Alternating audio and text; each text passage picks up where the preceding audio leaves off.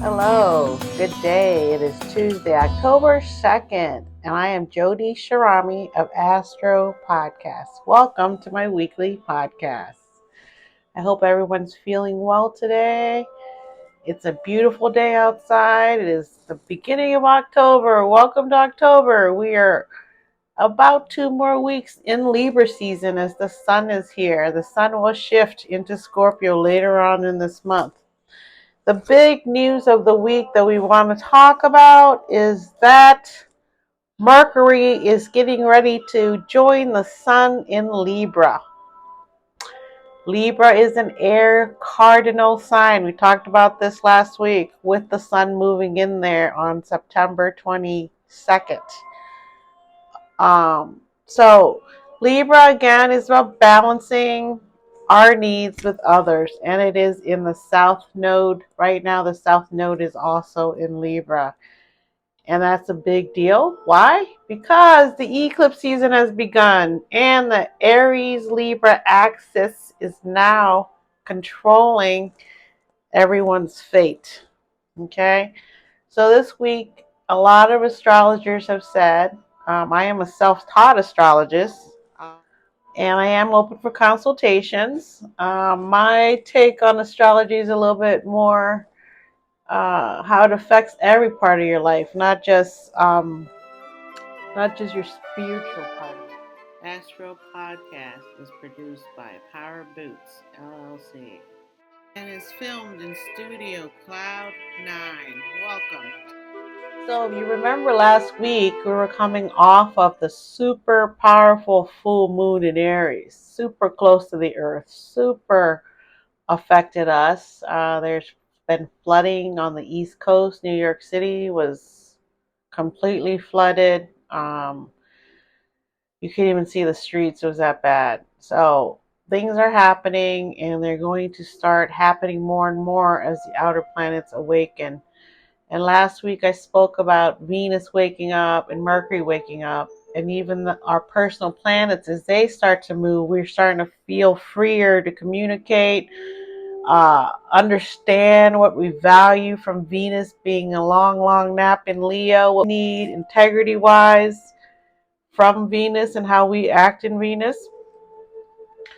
So really the big thing is that Mercury is now moving forward and is back to the degrees where it went to sleep. So we've been able to mentally remember, revise, and think about the way we communicate, the way we form our thoughts. We've been able to rearrange them a little bit more. And now the big news is that Mercury is going into Libra. And the big deal about all this is I want to reiterate again is that the South Node is in Libra, and the South Node will be meeting up with all the personal planets and the outer planets as they move through the sign of Libra. They'll be running into the Sun but especially the South Node. So what is the South Node, right? The South Node is where collectively we go to release after reviewing things. Every time the South Node is always different. After about 2 years it changes, right? It used to be in Scorpio, so we were releasing things that were dark and deep and sexual. We were releasing a lot of that stuff that no longer serves us, right? And now we're going into Libra, and with this South Node here, we're being asked for diplomacy and peace. So how does that occur? With Mercury moving into Libra and the South Node preparing to meet up with Mars, I believe that's next week. Yeah, that's next week. We are being asked this week in particular to continue and finish releasing all these things we've been having to think about all summer. And if you haven't been thinking about things all summer, the time is now to think about it. Because whether you like it or not, as the outer planets wake up, like Pluto on October 10th next week, waking up in Capricorn, where it went backwards into while it was napping. And now it's awake. And by the end of the year, it will be moving to Aquarius again to give us another preview of when it finally moves into Aquarius in 2025 for 20 years. And Aquarius, again, is a big deal because of it rules over technology and higher communication and also the group collective that we all need each other. We are all the same. We are all one, right? And the opposite of Aquarius is Leo. And in Leo, as you saw, Venus was there for a very long time, 4 months, asleep for most of it. So there's been a lot of reprogramming of our inner values because Leo represents our ego, what we want inside for our soul to collectively keep growing, right? So it's a big deal because the moon today is in Taurus, and then the moon's going to move into Gemini. And again, the moon is a personal collective power that colors all of our emotions as it moves through all the signs. So it's a big deal that the moon is going to be opposite Libra also as time goes on, again and again and again, right? So what else is going on? It says here that Mercury enters Libra from October 4th to 22. When Mercury's in Libra, we are diplomatic and friendly. It's a good time to think about ways of improving our negotiating skills. Mercury in Libra can be a vacillating energy. You could end up sitting on the fence, not knowing which way to go. Yes, no. And Librans don't, want to cause trouble. So they want to think about things a lot before they make a decision. And that's where we come into this Mercury going in here with the sun, is that all of us are being asked to think before we speak or act and not to be passive aggressive. This is a powerful period for considering others' point of view. We are more inclined to arrive at fair conclusions. We benefit and prosper through communicating more effectively and diplomatically. Favored now are the law, counseling, partnering, editing, and public relations. We dislike and avoid indelicate, rude, or self-centered communications. Our thinking is moderate. We avoid extremes of opinion, preferring to be fair. We may too easily accommodate others' opinions in order to keep the peace. We don't want to be the bad guy, right? And so there you go. That energy is what ideal of what Libra is. Just always remember when you speak about a sign, we're speaking about what that sign represents in the ideal Libra, okay? Now, if you're born that sign of any sign, you're here to realize that about your inner self, your ego. That might not mean that you are diplomatic and all these things. You're still learning to let that out of yourself. Your unconsciousness is Libra. But it doesn't mean out in the world, depending on your other planets, that you are this person. Librans are ruled by Venus, and Venus is the sign of value, the sign of love, the sign of community and getting together, right? Fair and balanced, but it's represented by the blind justice of the scales. And so what they're referring to is that as a Libran glyph, as a sign, we depend on them as a cardinal air sign to be leaders in diplomacy, in speaking kindly to other people, in listening to other people's opinions. But it doesn't mean that a Libran will live out those higher octaves of Libra unless they're well aware of who they are.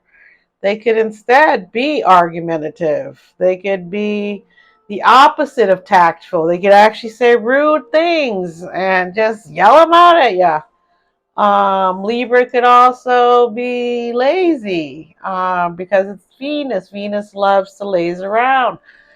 So there's all these things about a glyph that doesn't mean that they're this perfect entity of that person. It means they're growing into that person. Their highest accomplishment would be to recognize their sun, their ego, and what they're here to represent to other people. So many Librans, again, are very psychic. A lot of them are. One of the biggest astrologers was a Libra. And when you read her book, it's just so, she makes astrology very simple and you can understand it. And that's another thing that Librans can do as a Venus person is make everything very nice and help you to see it clearer in a loving way of other people. So that's something else that Librans strive for. Um, and the other side of the Venus is Taurus, and there's going to be the last Taurus eclipse of that axis that just changed back in March. Back in March. And Taurus is the bull, and that's where the bully comes from. They call it the bully because Taurus, again, ruled by Venus, is the ideal is that they're loving, they're stable, they love decorating their house, they love everything about the land. But it doesn't mean that all Tauruses live up to that. Taurus could be bullies. They could be too fixed in what they're doing because they're a fixed sign like Leo, Aquarius, and Scorpio. Taurus can be too fixed and never budge, never leave their corral and explore other places. They're happy with what they have in their corral. They don't think the grass is greener over there, and if they do, they're gonna say it's not because they're where they're at because they're fixed, right? So when we're talking about higher octaves of the sun, it doesn't mean when you know a Taurus person that they're sweet and accommodating and they have a backbone, they won't put up with anything, but that again can turn into being a bully. So that's what we're trying to say right now, the astrologers, is that we are being pushed in a vice as a lot of these planets are making triangles, yachts, uh, oppositions, especially as the outer planets begin to wake up. Like I said, Pluto on October 10th is as Pluto starts to wake up there in Capricorn, we'll begin to see more movement and strikes, more news coming about other institutions that are not to be trusted. And a lot of stuff will get changed, especially with the rate per hour, how much you get paid. Housing prices and stocks could possibly crash this October. The way Venus is meeting up with certain outer planets, it could really affect your bank account, your finances, because Venus and Taurus rules over finances. So there could be a stock market crash. There could be some news that comes out about a company that makes their stocks fall. Some companies just go out of business, especially as Pluto wakes up on October 10th. By the time Pluto is up to speed, I believe it'll be end of November. It might be back up to speed. But as Pluto's the first outer planet to wake up and then immediately interacts with a personal planet. And Neptune will be waking up, I believe, October 10th to 14th. And then Saturn will wake up, and Jupiter and Uranus. And when all that happens, they all are right there at the North and South Node, which affects all of us collectively, personally, and outwardly. So as I look at the charts and I see what they are talking about all the way up to 2025, the charts for especially America's birth chart, the chart for just the world in general, all the outer planets have never been in sync like this before. And I've said it last year, for 2,000 plus years.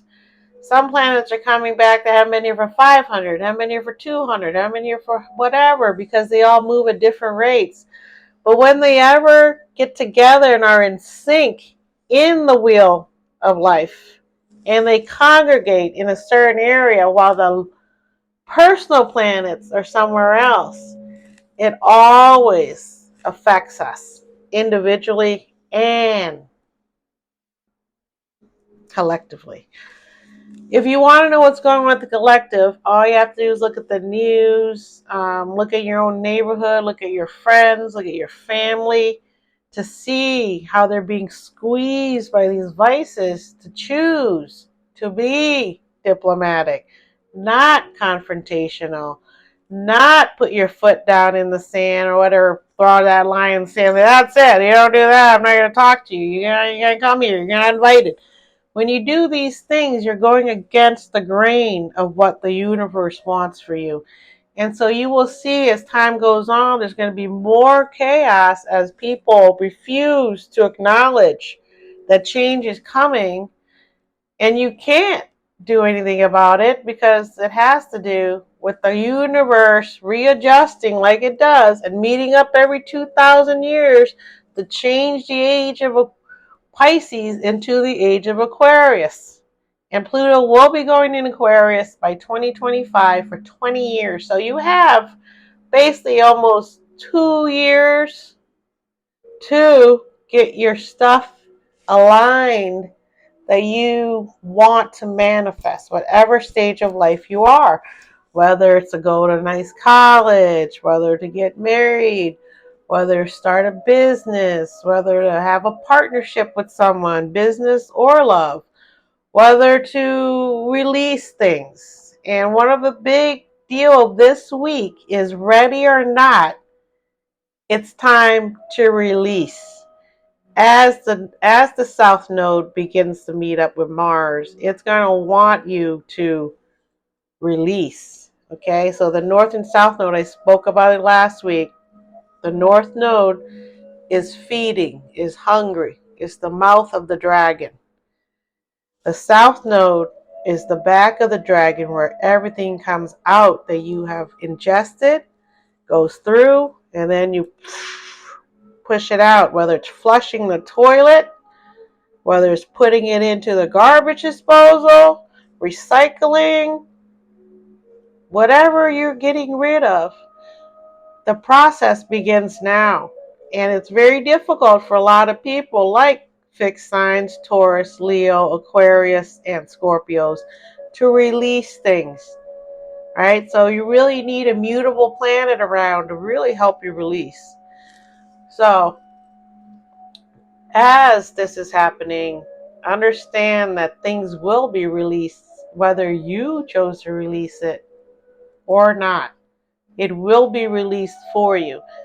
And if you hang on to it, which is war, narcissism, old ways of thinking that no longer help us, if your first priority about who you're voting for the presidency in America coming up, if your first priority is finances, you want to vote for people because they make the gas prices go lower, your cost of living's lower. That's great. Everybody wants that, right? Right? Everybody wants lower prices so we can spend more money, right? But in this time that's very volatile with a war going on and multiple wars and multiple dictators and multiple people fighting for their rights, finances aren't really the thing that the outer planets want you to focus on. And that's why those outer planets are very active right now, sending messages and reprogramming our inner planets. And what are inner planets? The moon and the sun aren't planets. They're with us all the time, and they're our security. They're our security. They're like our house where we go and rest. But even our house is insecure. It's very volatile right now with the market, right? So it's going to be Mercury, which rules our thoughts, our communication. It'd be Venus, the way we love, what we value, how we show that to the world. And Mars, our actions. What fuels our actions? Are our actions trying to kill somebody? Or are our actions trying to help somebody? Especially ourselves. So those three planets, if you notice, have been going through huge reprogramming.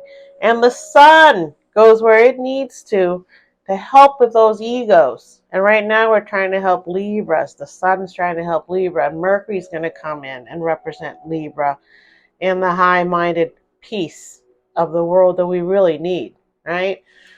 So if we can't get it together, if we think that money is more important than peace, if we think money is more important than the Constitution of America, if we think that money is more important than feeding little children who are orphans due to war, due to whatever, then our priorities are screwed as a planet.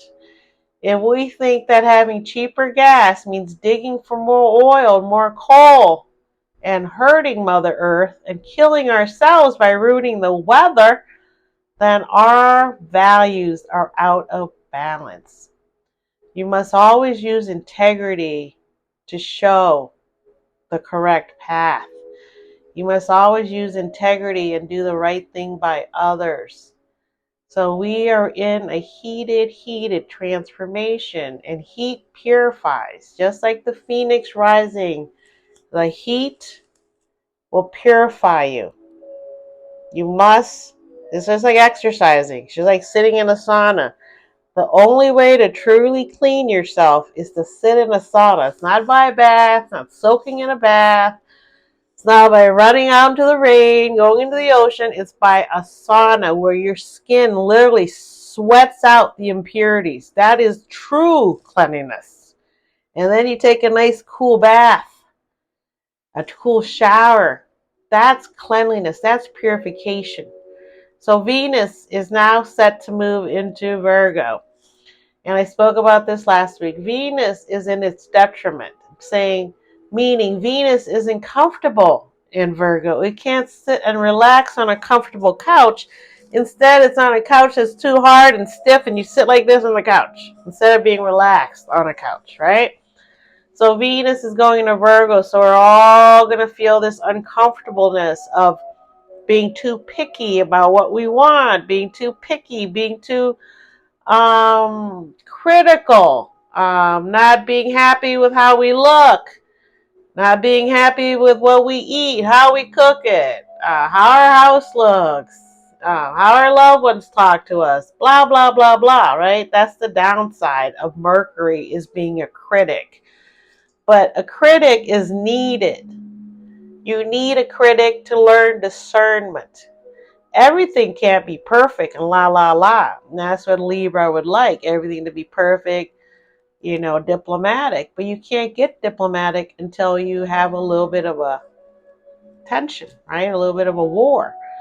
So you have to fight for that. So with Venus in Virgo, where my Virgo is, I have no problem wanting to keep a nice house. But as a mutable moon in Pisces, I can let certain things go, especially after I had kids. Only thing when I had little kids was I made sure the floor was constantly clean so they could crawl around and not pick up a piece of rice or something that was on the floor. And the dog helped with that too. But really, the only thing that is important with Venus in Virgo is to not be too nitpicky, not to look at all your pores on your face and, oh my God, I got big pores. Everybody has pores. Otherwise, you wouldn't be a human. Even vegetables have pure pores, and animals have pores, and trees, and all that stuff, okay? So I know as a Virgo sun that I can be a little bit out there, and with Virgo, Venus, and rising, I can be thinking too much, be too critical. But then I lean into my moon, and the Virgo helps my moon to be more practical and not so dreamy and get scammed and be able to see through people a lot easier. Because with that, so that's all I'm saying about this Venus in Virgo is to really use it to discern values that you may not have thought about in a long time. It's just automatic. Like, I like this, I like that, I like that. I'm always going to do it that way. That's how I like it done. I'm always going to buy this type of car because I like it. I'm always going to like this type of person. You know, your mind's not open anymore. Your mind is closed. I've heard people say when they get discerning, I don't need to make any more friends. I'm done. You know, I got my friends. I'm good. Or I only go visit this one place. All, you know, when I take vacations, I just go to this place every time. And that's fine. But that's what the universe is saying. It's fine. But it's time to explore and expand your mind. And if you can't do that, we already see people that can't do that. And we already see the trouble they're causing in the world because that's all they want to do is cause trouble and get attention. So we have to release away from those people. We have to let them go. We have to ignore them. We don't want them to be big news. We don't want to hear about them. The more news they get, the more of a a-hole they become. So we don't want to give them attention. So that's how the media, social media, everything has to start adjusting. And as AI comes in, AI is going to be huge. With Pluto moving into Aquarius, Saturn's going to be moving out of Neptune into Aries with Neptune. Neptune and Saturn are going to move out of Pisces into Aries by 2025. Pluto's going to move into Aquarius, and Jupiter and Uranus are going to move into Gemini. And we've never been alive collectively for this ever in our life because it was 2,000 years ago. So we are being reprogrammed. We are being given a chance to meditate on it for the rest of this year. But as these outer planets continue to move, get ready for things are going to move quickly. And I'm here to help guide you through these changes so that you can be prepared and not be shocked when something happens. I myself experimented this summer and did a couple of things to see if how much this planet actually affects me being in my sun. How much does this planet affect me being in my moon? How much does this planet actually affect me being my rising sign? And I found out that it really truly affects you. All three of those things, your sun, your moon, and your rising sign.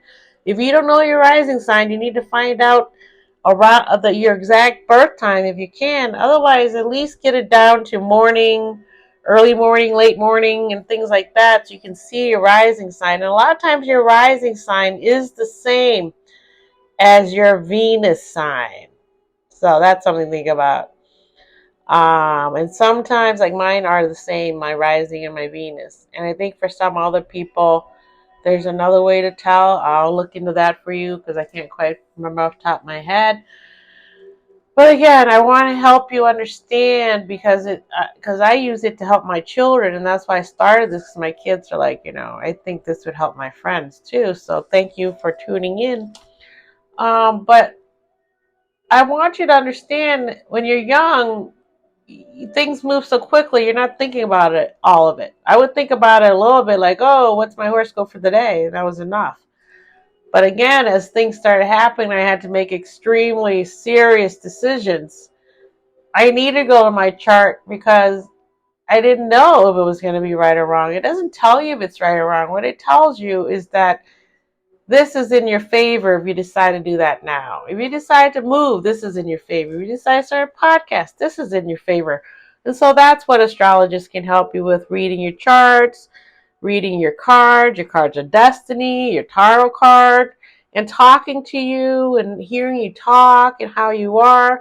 It helps us astrologers to be able to see what it is that you're looking to do and seeing if it's the appropriate time or when would be a good time or what's going to happen just for you, just what's going to happen, you know? And so you must know all your houses. Your sun, your rising sign is your first house. And so if you don't know your rising sign, you can use your sunshine.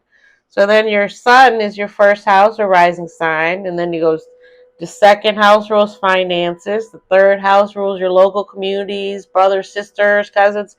Your fourth house, wherever that is, would be ruling your home, your domestic life. Your fifth house will rule over children and games and gambling and things like that. Your sixth house rules over your health and your everyday life, things like that.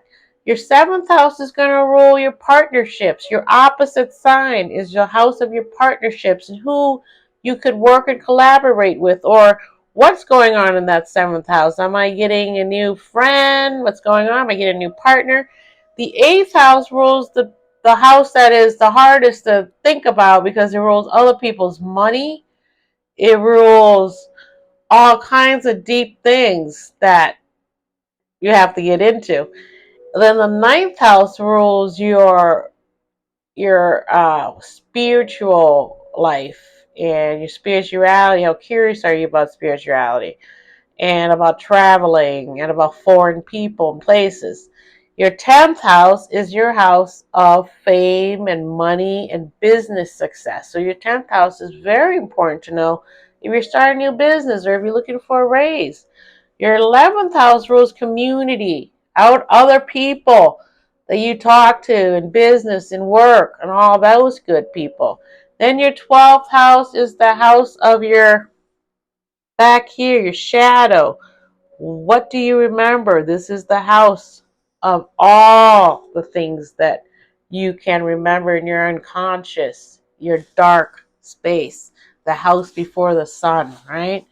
So these are all very important. Knowing your moon helps to know, why are you so emotional about certain things? Why aren't you emotional? Why do people think I'm an ice queen or an ice king? You know, things like that.